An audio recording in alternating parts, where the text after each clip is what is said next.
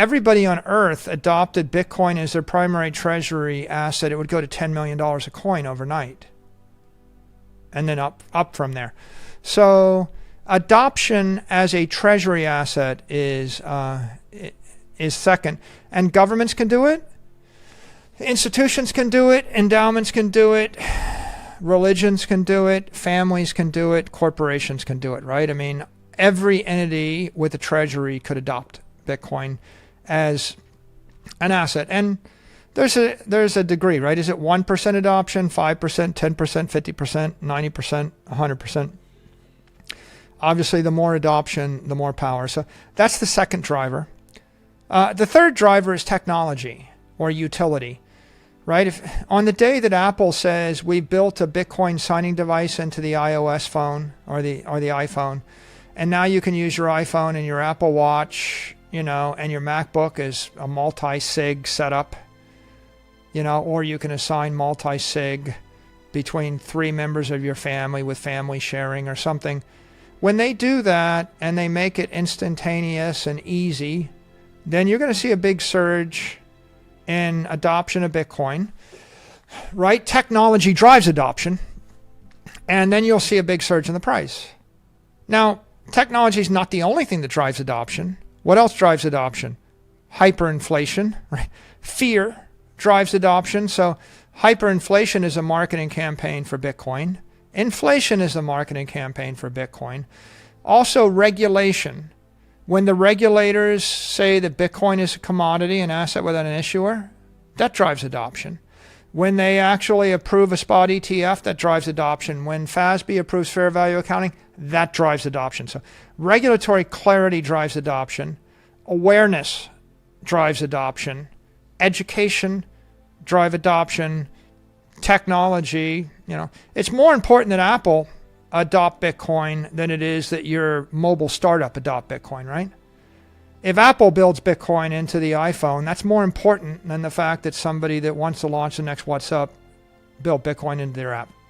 So the behaviors of Apple and Microsoft and Amazon and Google, they're just like nation states, really.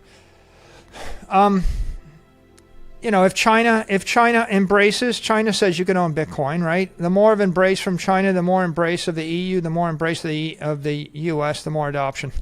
So those are the 3 first order drivers, adoption, technical utility, and inflation. And then the second order driver is productivity growth of the people that have adopted it. Right? In the extreme, and this takes you to the Austrian economics theory of sound money, if everybody uses our money, then the money, and if the economy grows its supply of goods and services by 2% a year, the money will get 2% more valuable each year, assuming the money supply is constant, right? So ultimately, it's not just about adoption, but like imagine the company that adopts Bitcoin also doubles their cash flows the next year, you see, right? So the productivity of the Bitcoin community will ultimately drive Bitcoin after we get through the first order effects. But the first order effects of inflation and utility and adoption, those things are going to dwarf every other factor. And all of these things are kind of a function of time, right? Right. One can say over time, information will spread, adoption will spread, people will build this into technology. Inflation is a function of time. So over time, you can say Bitcoin price is going up over time. The reason it's going up is because of utility, adoption, and inflation and productivity, because they're all functions of time. And that's my view on it. And as you can see, the real big question mark is what will each individual do? What will each family do? What will each institution do? What will each company do? What will every executive do? What will every nation state do? Everybody chooses how rapidly and how enthusiastically they adopt this asset class, and they adopt this network and they adopt this protocol. Right? Bitcoin it's an asset, it's a network, it's protocol, and it's an ideology. And it is defended by computer power, electrical power, economic power, and political power. And right now, it's growing at a very rapid rate. The computer power is 420 hash rate. It would take all the computers in the world to attack it. Electrical power is 12.5 gigawatts. The economic power looks to be about $550 billion if I calculate the basis of Bitcoin investors. That's how much money's been invested. You can get to that back of the envelope estimate if you just take the 4-year simple moving average and multiply by the outstanding supply, and that's a pretty good surrogate for, on average, what people have invested to buy their Bitcoin. And then the political power is 220 million people that own some of it, right? And I mean, that's Google's best estimate right now. I think it's growing by millions every month. I expect we'll be 1 billion sometime this decade. And of course, people, 220 million people with $550 billion invested don't want their money taken away. And that's what drives their political behavior. And that's what drives the network. So there we go. Most wealthy families, most wealthy investors I run into, they they own real estate. And they own real estate in London and Paris and New York and LA and middle of Miami, places that people want to be. And the strategy for accumulating wealth is levered long property, right? If you really want to get rich, then you have to borrow a lot of money, buy something highly desirable, hold it for a long period of time, wait for the monetary inflation to drive up the value of it, right? You bought $1 billion worth of real estate in London. You paid 3% interest. It traded up 7 or 8% a year.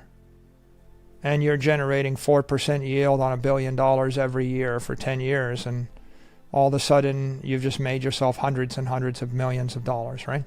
So that has been the only strategy.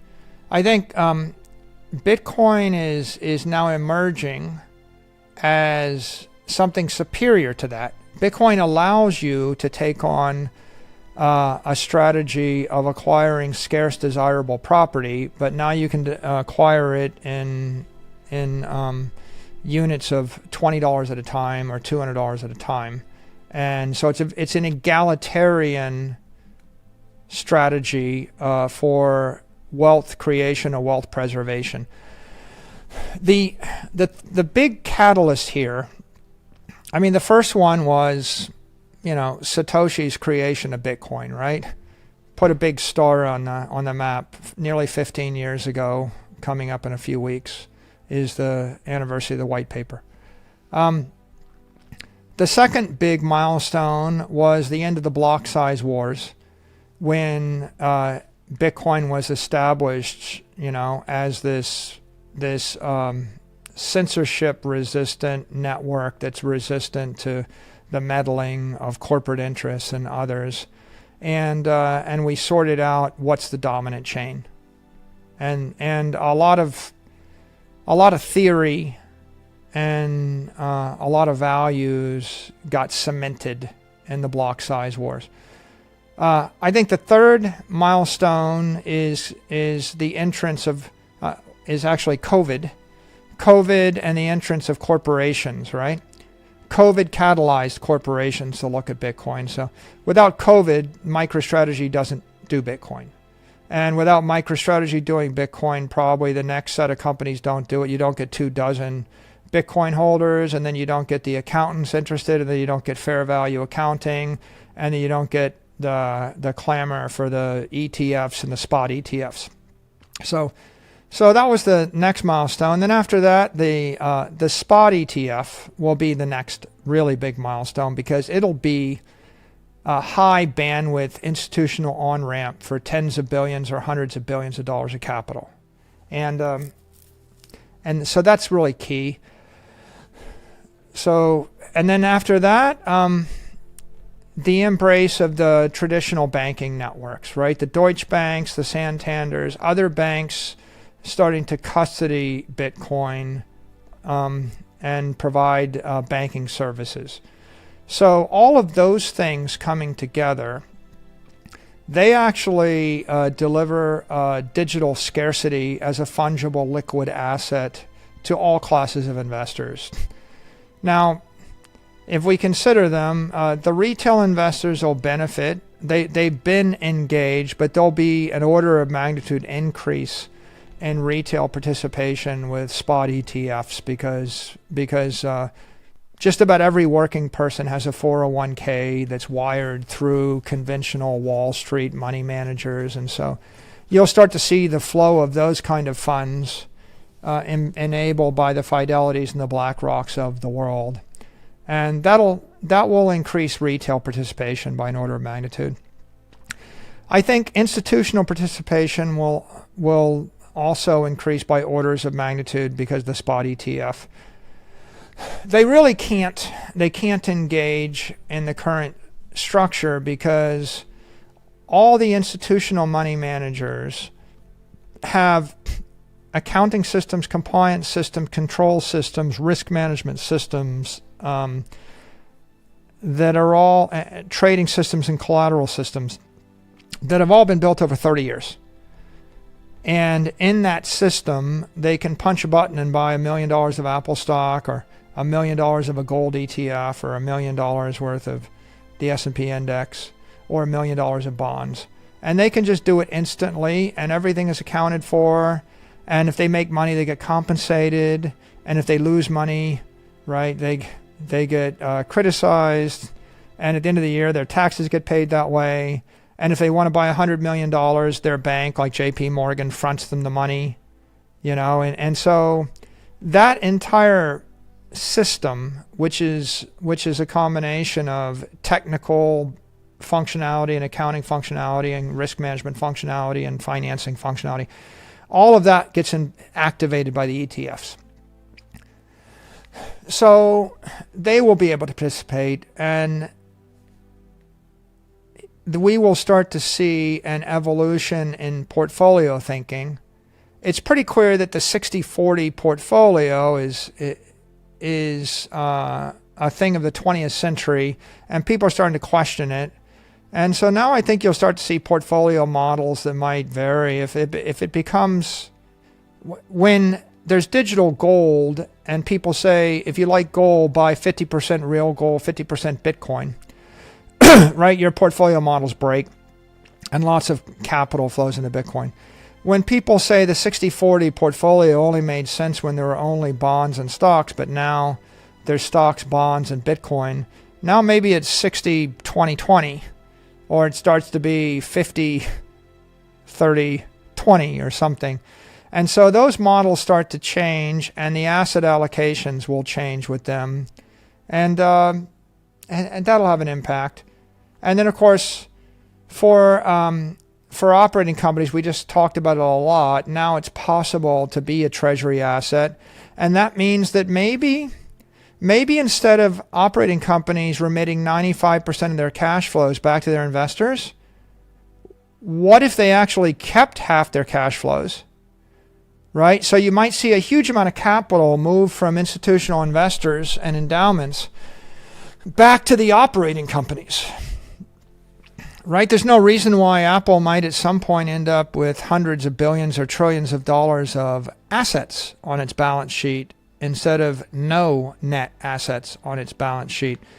There'll be lots of interesting debates over it, but the point is now it's not even possible, and in the future it will be possible. I think that Bitcoin will creep into sovereign balance sheets, both sovereign wealth funds as well as sovereign nations. It'll start with the smaller ones that are more innovative as a small percentage. And now over time it will grow. It's not going to replace the currency that's used as currency or the sovereign debt used as the lowest risk asset. It's going to replace real estate and equity and property and all the other things that people buy. It's like, you know, if you're the sovereign wealth fund of Norway and you're comfortable holding $100 billion of S&P equities, you know, you could allocate half of that to Bitcoin instead. And you might very well convince yourself that that's diversification and that's less risky. So Bitcoin does serve, it serves this, this new emerging role, right, which is as a diversifier.